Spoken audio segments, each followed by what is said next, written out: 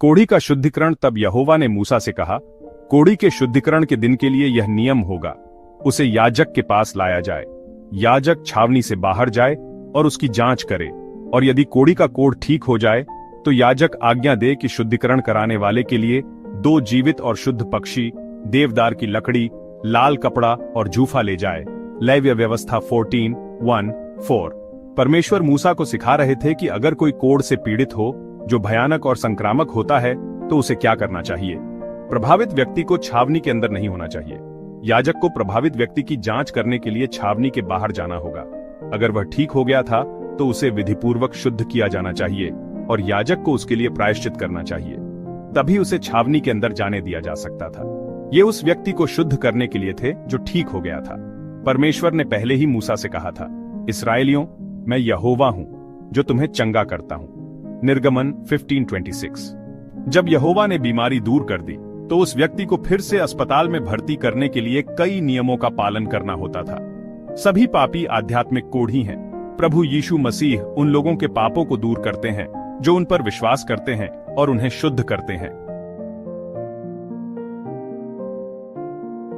यदि कोढ़ी ठीक हो जाता है तो पुजारी को उचित अनुष्ठान करके उसे स्वीकार करना चाहिए। इन अनुष्ठानों से हम आध्यात्मिक सत्य सीखते हैं। 2 पक्षियों में से एक को मार दिया गया और दूसरे को मारे गए पक्षी के खून में डुबोकर खुली हवा में छोड़ दिया गया। मारा गया पक्षी पापियों के लिए अपना खून बहाते हुए यीशु का प्रतिनिधित्व करता है।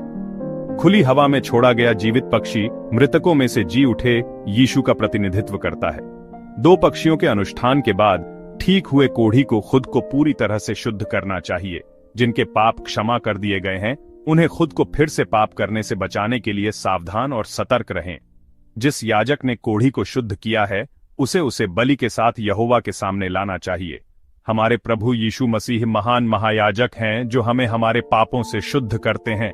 वह हमारे लिए चढ़ाया गया सर्वोच्च बलिदान भी हैं। इसलिए छुटकारा पाकर हम यीशु के नाम में निडर होकर परमेश्वर की उपस्थिति में आ सकते हैं। इब्रानियों 4:16। अपराध बलि की सामान्य रस्मों के साथ साथ शुद्ध किए जा रहे व्यक्ति पर लहू और तेल भी लगाया जाना चाहिए।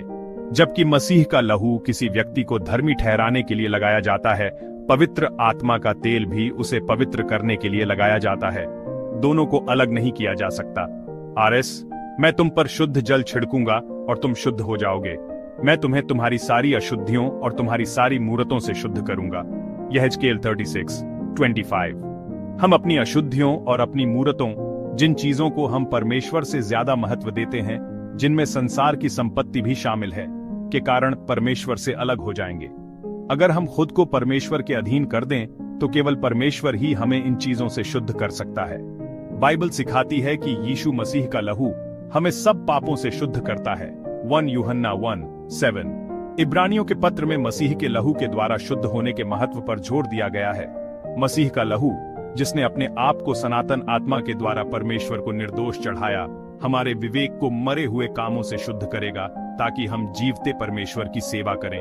इब्रानियों 9:14। अपने विवेक की शुद्धि के द्वारा हम सच्चाई और आत्मा से परमेश्वर की सेवा कर पाएंगे। हम सच्चाई और आत्मा से परमेश्वर की सेवा करने के लिए यीशु के लहू से अपने विवेक को शुद्ध करें।